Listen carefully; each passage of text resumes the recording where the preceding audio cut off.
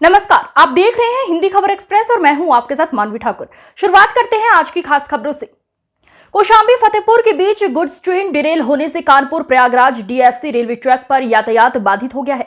दिल्ली से प्रयागराज की तरफ जा रही थी ट्रेन की वैगन में गिट्टी लदी थी। कौशांबी फतेहपुर के बीच कनवार बॉर्डर के समीप कानपुर से प्रयागराज की तरफ आ रही गुड्स ट्रेन डिरेल हो गई है। ट्रेन के डिरेल होने से Delhi Kanpur Prayagraj goods train route बाधित हो गया है। ट्रेन रूट को ठीक करने की कार्यवाही में रेलवे के इंजीनियर मौके पर पहुंचे हैं। जीएमडीएफ से प्रयागराज जीबी शरण ने बताया, Kanpur Prayagraj goods train route बाधित है, रिस्टोरेज का काम चालू है, जल्द इसे ठीक कर लिया जाएगा। ये डीएफसी का डाउन ट्रैक है, इस पे ये 5:20 के करीब सुबह ये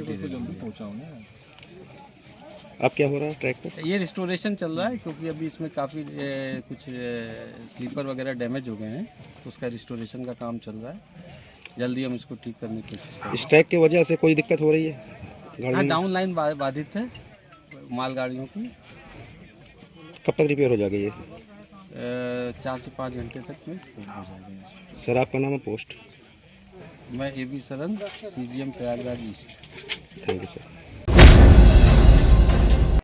जनपद हापुड़ के एक होटल में व्यापारियों के नेता व भाजपा व्यापार प्रकोष्ठ के प्रदेश संयोजक विनीत शारदा पहुंचे, जहां उनके पहुंचने पर व्यापारियों ने पटका पहनाकर उनका स्वागत किया। यहां पहुंचने पर उत्तर प्रदेश के भाजपा व्यापार प्रकोष्ठ के प्रदेश संयोजक विनीत शारदा ने पत्रकारों से बात करते हुए कहा कि देश में भारतीय जनता पार्टी प्रचंड बहुमत से तीसरी बार सरकार बनाने जा रही है। जिस तरह से कल आपने रुझानों में देखा है कि भारतीय जनता पार्टी ऐतिहासिक जीत की तरफ अग्रसर है, इसके लिए देश व उत्तर प्रदेश की देवतुल्य जनता को नमन करते हुए उनका आभार व्यक्त करता हूं।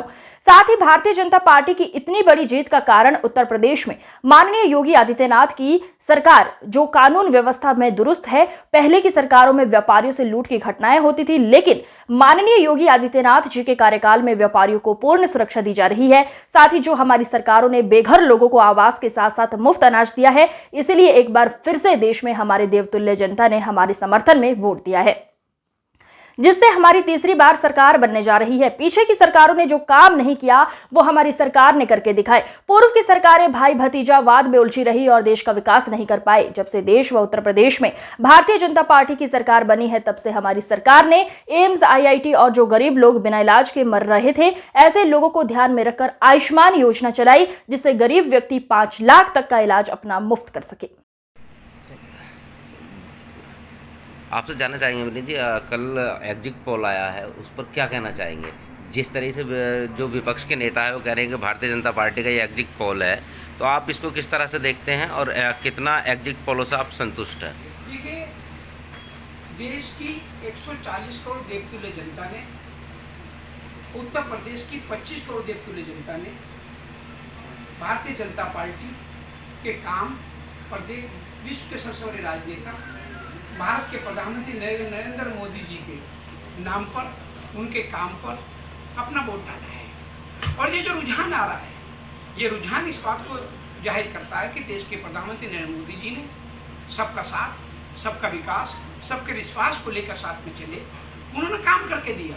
जिन 11 करोड़ माता बहनों को शौचालय बना के दिए, जिन 4 करोड़ माता बहनों को घर और मकान बना के दिए, जो परिवार पैसे के अभाव में दम तोड़ते थे इलाज के लिए, उनको 5 लाख का आयुष्मान बीमा दिया, जिन माता बहनों को फ्री में गैस के सिलेंडर चूल्हे दिए, जिन व्यापारी को पहली बार देश में व्यापारी पेंशन योजना मिली, जिन व्यापारी को पहली बार उत्तर प्रदेश में 10 लाख रुपए का एक्सीडेंटल बीमा मिला, तो आप समझ सकते हैं कि ये जनमानस ने मोदी जी को वोट डाला है। ये वोट कमल के ऊपर डालना, मोदी जी के काम के ऊपर। विपक्ष क्या कहता है, क्या नहीं कहता है?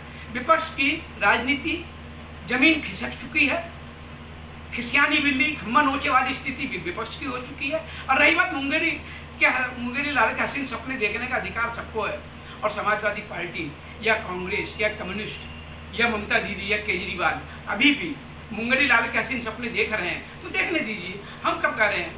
आज 2 तारीख है, 4 तारीख को नतीजे सामने आ जाएंगे और नतीजे बता देंगे कि विश्व का सबसे बड़े राजनेता, भारत के प्रधानमंत्री, तीसरी बार भारत के प्रधानमंत्री बनने जा रहे हैं। उत्तर प्रदेश के मेरे व्यापारियों के दिल से पूछिएगा, 2017 से पहले उत्तर प्रदेश के क्या हालात थे? उत्तर प्रदेश में लूट, डकैती, हत्या, रंगदारी से उत्तर प्रदेश जलता था। व्यापारी को गन पैंट पे लूटा जा रहा था, माता बहनें सुरक्षित नहीं थी, किसान आत्महत्या करता था, युवा को रोजगार नहीं था।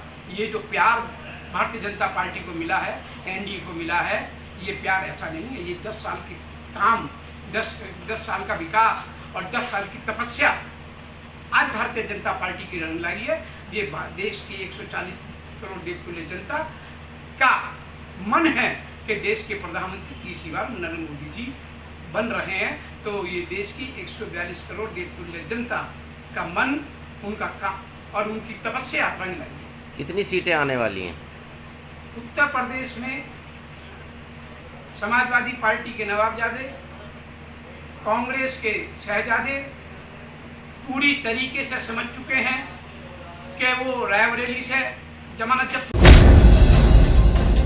डुमरियागंज तहसील क्षेत्र के भवानीगंज थाना से सटे पुरैना गांव के भानपुर रानी सरहद पर मिट्टी का खनन अवैध कार्य जोरों पर है। दिन दिहाड़े खनन माफिया जेसीबी के सहारे धरती का सीना चीर रहे हैं। जिम्मेदार मूकदर्शक बने हुए हैं। इस समस्या पर लगाम लगाने को लेकर जिम्मेदार अधिकारी दिखाई नहीं देते, जिससे खनन माफियाओं का अवैध धंधा खूब फल फूल रहा है। शनिवार शाम को जेसीबी मशीन से सरेआम मिट्टी खनन का कार्य हो रहा था। और तो और जिस ट्रैक्टर और ट्रॉली से मिट्टी धुलाई का कार्य हो रहा था, उनमें करीब आधे से ज्यादा ट्रैक्टर पर ना तो कोई नंबर प्लेट या कोई रॉयल्टी चस्पा की हुई थी। इतना ही नहीं, ट्रैक्टर चालकों में 2 चालक नाबालिग भी बताए जा रहे हैं। लोगों का आरोप है कि माफिया तहसील प्रशासन और पुलिस को मोटी रकम देकर यह अवैध धंधा कर रहे हैं। उक्त संबंध में उप जिलाधिकारी डुमरियागंज से संपर्क करने की कोशिश की गई तो उनका फोन रिसीव नहीं हो पाया। वहीं थानाध्यक्ष भवानीगंज रामदेव ने बताया कि रॉयल्टी जमा है, भट्टे पर मिट्टी गिर रहा है। यूपी के संत कबीर नगर से दिल दहला देने वाली घटना सामने आई है, जहां दुधारा थाना क्षेत्र के गांव की 6 वर्ष की मासूम बच्ची के साथ 30 वर्षीय युवक ने दरिंदगी की घटना को अंजाम देकर फरार हो गया। बच्ची के साथ हुई शर्मनाक घटना की जानकारी परिजनों को हुई तो परिजनों ने आनन फानन में इसकी पुलिस को सूचना दी। सूचना मिलते ही मौके पर पहुंची पुलिस ने बच्ची का मेडिकल करवाते हुए आगे की कार्यवाही में जुट गई है। पुलिस आरोपी युवक के खिलाफ गंभीर धाराओं में मुकदमा दर्ज कर आरोपी से जुड़े कुछ लोगों को हिरासत में लेकर पूछताछ कर रही है। बताया जा रहा है कि आरोपी युवक गांव के चौराहे पर स्थित एक निजी होटल पर कार्य करता था। बच्ची को अकेले पाकर आरोपी युवक ने दुष्कर्म की घटना को अंजाम देकर फरार हो गया, जिसकी तलाश पुलिस कर रही है। सर, थाना दुधारा का क्या मामला है? दिनांक 31 मई बटा 1 जून 2024 की रात्रि में एक सूचना प्राप्त हुई। थाना क्षेत्र दुधारा में 6 साल की नाबालिग बच्ची के साथ दुष्कर्म हुआ है। तत्काल इस सूचना पर स्थानीय पुलिस मौके पर पहुंची। वहां पे पीड़ित परिवार के परिजनों से जानकारी इकट्ठा की गई। उनके द्वारा 2 तहरीर प्राप्त कराई गई। उस तहरीर के आधार पर धारा 376 एवं पॉक्सो 5/6 का मुकदमा दर्ज कर लिया गया है। वहां घटनास्थल का मेरे द्वारा निरीक्षण कर लिया गया है। साथ ही फील्ड यूनिट के द्वारा भी घटनास्थल से जो साक्ष्य संकलन करने थे, साक्ष्य संकलन वहां पे किया गया है। साथ ही जो इसमें अभियुक्त है, इसको गिरफ्तारी हेतु 4 टीमों का गठन किया गया है। शीघ्र ही अभियुक्त को गिरफ्तार कर इसको माननीय न्यायालय के समक्ष प्रस्तुत किया जाएगा और एवं इसके विरुद्ध कड़ी वैधानिक कार्रवाई अमल में लाई जाएगी। पीलीभीत में गैंगस्टर एक्ट के आरोपी का थाना न्योरिया के गांव महचंदी गौटिया उर्फ महचंदी गौटिया में बनाए गए मकान समेत 15 लाख रुपए से अधिक की अर्जित की गई संपत्ति सुनगढ़ी पुलिस ने कुर्क की। मजिस्ट्रेट की मौजूदगी में मुनादी कराते हुए मकान को सील कर दिया गया है। उस पर कुर्की कार्रवाई के पोस्टर चस्पा करा दिए गए हैं। वहीं ये भी अनाउंसमेंट किया गया है कि ये मकान कुर्क कर लिया गया है। अब इसकी खरीद व बिक्री नहीं की जाएगी, इसमें कोई प्रवेश भी नहीं कर। आपको बता दें कि थाना न्योरिया क्षेत्र के ग्राम महचंदी निवासी प्रमोद पाल पुलिया रिकॉर्ड में शातिर अपराधी है। उस पर वाहन चोरी के अलावा अन्य मुकदमे कोतवाली और न्योरिया थाने में दर्ज है। पुलिस ने उसके खिलाफ वर्ष 2023 में गैंगस्टर एक्ट का मुकदमा प्रभारी निरीक्षक कोतवाली की ओर से सदर कोतवाली में दर्ज किया था। मुकदमे की विवेचना प्रभारी निरीक्षक सुनगढ़ी द्वारा की जा रही थी। विवेचना के दौरान पुलिस को पता चला कि आरोपी के द्वारा 15,07,700 रुपए कीमत का एक मकान गांव महचंदी में है, जिसका नव निर्माण कराया गया है। चूंकि उसके पास आय का कोई अन्य स्रोत नहीं है, इसलिए आरोपी ने बाइक चोरी की अर्जित आय से ही उक्त मकान का निर्माण किया है। सुनगढ़ी पुलिस ने अपनी पूरी रिपोर्ट बनाकर पुलिस अधीक्षक के माध्यम से जिला मजिस्ट्रेट को भेजी थी। आज की खबरों में बस इतना ही। देखते रहिए हिंदी खबर एक्सप्रेस। नमस्कार।